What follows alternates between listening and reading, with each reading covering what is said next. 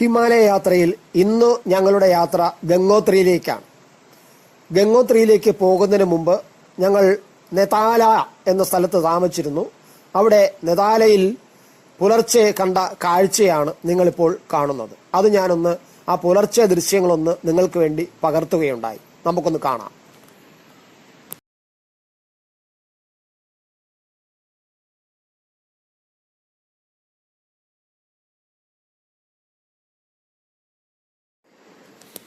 ഗംഗോത്രി ഗോമുഖത്ത് നിന്ന് ഉത്ഭവിക്കുന്ന ഗംഗാ നദിയുടെ ഒരു ഭാഗം തന്നെയാണ് നമ്മൾ ഇതിലും കാണുന്നത്.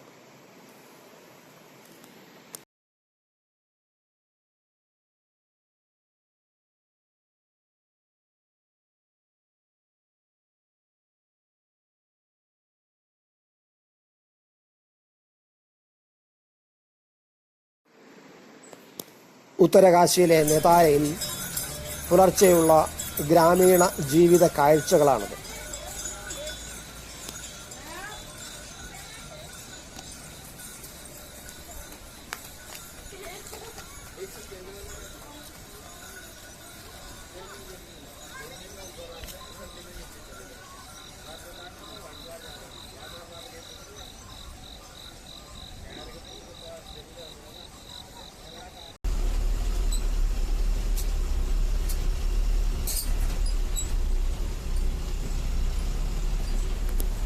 ഗംഗോത്രിയിലേക്കുള്ള യാത്ര ഞങ്ങൾ നെതാലയിൽ നിന്നും തുടങ്ങിക്കഴിഞ്ഞു.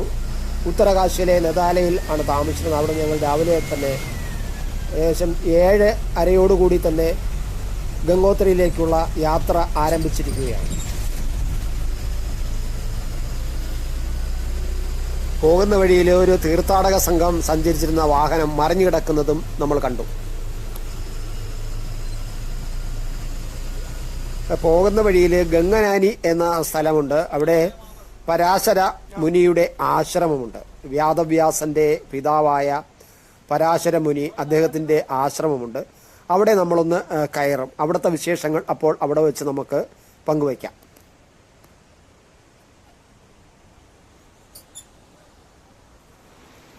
ഗംഗോത്രിയിലേക്കുള്ള യാത്രാമധ്യേയുള്ള നമ്മുടെ ഹിമാലയ കാഴ്ചകളാണ്, അതിൻ്റെ പ്രകൃതി സൗന്ദര്യങ്ങളാണ് നമ്മൾ ഒന്ന് കാണുന്നത്.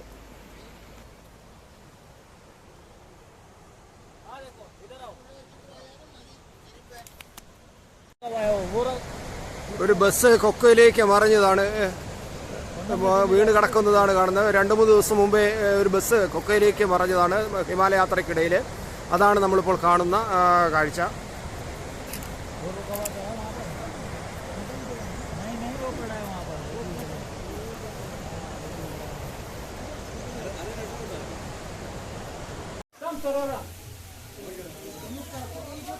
ഉത്തരകാശിയിലെ പരാശര ആശ്രമത്തിലാണ് ഞങ്ങളിപ്പോൾ നിൽക്കുന്നത്. ഇതാണ് നേരെ കാണുന്നതാണ് പരാശര ആശ്രമം.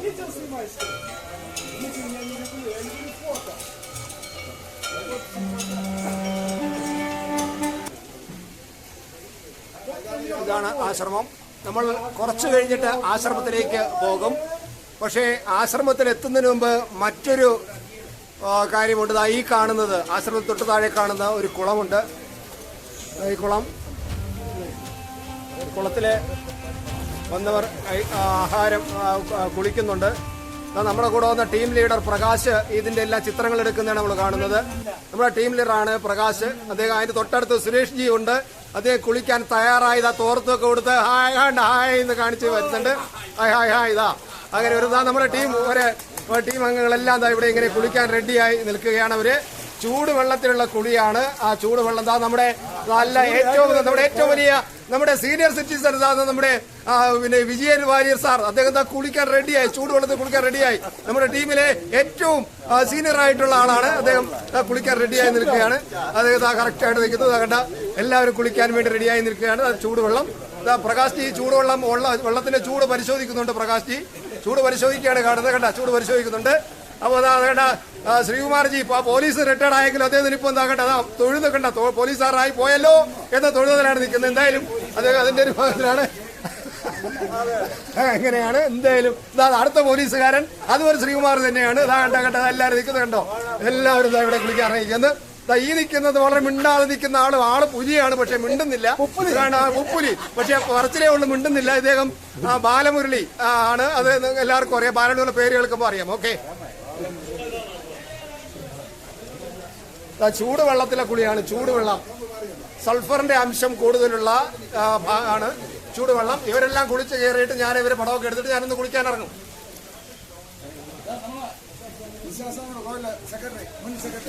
മുതിയാശാസ്ത്രം കോട് ക്ഷേത്രത്തിലെ സെക്രട്ടറിയാണ്. അതുകൊണ്ട് ചിരിച്ചോട് എന്തൊരു വെളുത്ത ചിരി കണ്ടോ, ആ വെളുത്ത തലമുടി, വെളുത്ത മീശ, വെളുത്ത ചിരി കണ്ട കണ്ട കണ്ട കണ്ട അതാണ് നല്ല ചിരി. കുളിക്കാൻ തയ്യാറായി നിൽക്കുകയാണ്. മുതിയാശാസ്ത്രം ക്ഷേത്രത്തിലെ ഭരണാധികാരിയായിരുന്നു ആള്, നല്ല പുലിയാണ്.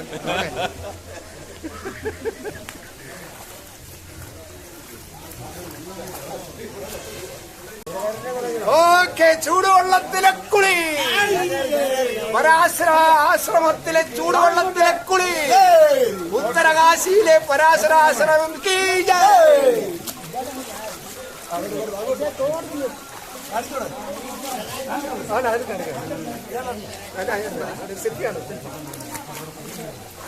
സുരേഷ് മുങ്ങി, സുരേഷ് മുങ്ങി, സുരേഷ് മുങ്ങി. ഇതാ മൂക്കി പിടിക്കണ്ട, മൂക്കി പിടിക്കണ്ട, മൂക്കി പിടിക്കണ്ട. സുരേഷ് മുങ്ങി. സുരേഷ് ഇതെല്ലാം കണ്ടുകൊണ്ട് നമ്മളെ ടീം ലീഡർ നിൽക്കുന്നത് കണ്ടോ. ടീം ലീഡർ കണ്ടോ, അവിടെ കരയിൽ എങ്ങനെ നിൽക്കുന്നു, നീല ജൂവയൊക്കെ ഇട്ട് കണ്ടോ. നമ്മളെ ടീം ലീഡർ ഒരു ക്യാമറയൊക്കെ തൂക്കി എല്ലാരെയും ഒന്ന് വീക്ഷിച്ച് നിൽക്കുകയാണ് കണ്ടോ. അടിപൊളി അടിപൊളി പൊളിയാ. ഞാനൊന്ന് അവസാനമേ തലമുക്കുള്ളൂ, ഒന്നെല്ലായിടും ഒന്ന് പോട്ടെ. ചൂടുവെള്ളം അങ്ങോട്ട് പോകുന്നില്ല കണ്ട, അങ്ങോട്ട് പോയി കഴിഞ്ഞാൽ അതാണ് ചൂടുവെള്ളത്തിന്റെ ഉറവ.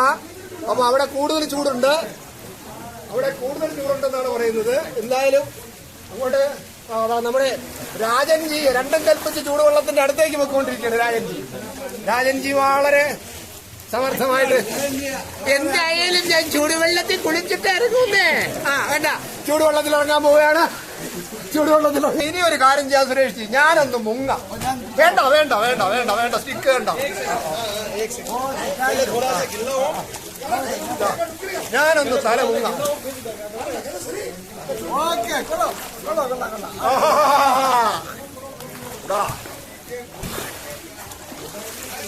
ഒന്നും കൂടെ തലയൊന്ന് മുങ്ങ.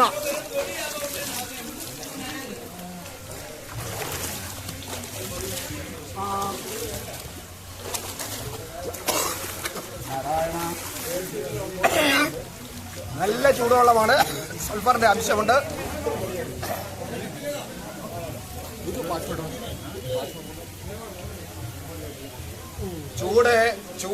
ചൂടുവെള്ളം വരുന്ന ഉറവയുടെ അടുത്തേക്കാണ് ഞാൻ പോകുന്നത്. അങ്ങോട്ട് പോകുന്തോറും ചൂട് കൂടുതലാണ്, അങ്ങോട്ട് പോകുന്തോറും ചൂട് കൂടുതലാണ്. ഉറവ കാണാമല്ലോ, ഉറവ എവിടെ നിന്ന് മുകളിൽ നിന്ന് ഇങ്ങനെ പ്രകൃതിജന്യമായ ചൂടുവെള്ളം, പ്രകൃതിജന്യമായതാ. നല്ല ചൂടുണ്ട്, അതായത് അടുത്തേക്ക് നല്ല ചൂടുണ്ട്. വേണ്ട വേണ്ട വേണ്ട, നിൽക്കാൻ വയ്യ, നല്ല ചൂട് അതിനടുത്തേക്ക്. എന്തായാലും പ്രകൃതിജന്യമായ ചൂടുവെള്ളത്തിലെ ഈ യാത്രക്കിടയിലെ രണ്ടാമത്തെ കുളി. ആദ്യത്തെ കുളി യമുനോത്രിയിൽ നിന്നും, രണ്ടാമത്തെ കുളി ഗംഗോത്രിയിൽ നിന്നും.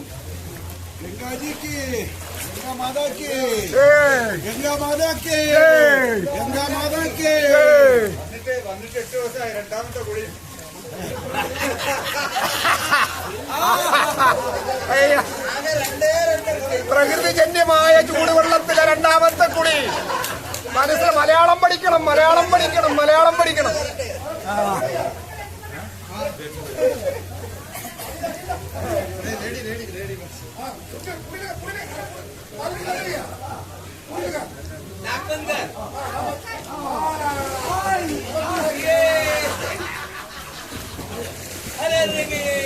ഞാൻ കയറുകയാണ്. എന്തായാലും നമ്മളെ ചൂടുവെള്ളത്തിലെ കുളി വളരെ സംതൃപ്തമാണ്, ധന്യമാണ്, ആത്മനിർവൃതിയാണ്. എന്തായാലും ചൂടുവെള്ളം കുളിച്ചു, നമ്മളെ കരയ്ക്ക് കയറി. ഇനി ഡ്രസ്സൊന്ന് മാറാം. ഈ കുളത്തിൽ നിന്ന് വെള്ളം മുക്കിയിട്ട്, പക്ഷെ തോർത്ത് ഇവിടെ പിഴിയാൻ പാടില്ല. കാരണം തോർത്ത് പിഴിയാൻ പാടില്ല, അതേപോലെ പിഴിയാൻ വേണ്ടി പ്രത്യേക സ്ഥലമുണ്ട്, അവിടേക്ക് പിഴിഞ്ഞൊഴിക്കണം തോർത്ത്. അതെ അതെ, ബാലൻസിങ് അല്ല, അവിടെ ഒഴിക്കരുത്, നമ്മൾ അശുദ്ധമാണ്. അതെ. ശുദ്ധീകരിക്കാനുള്ളതാ.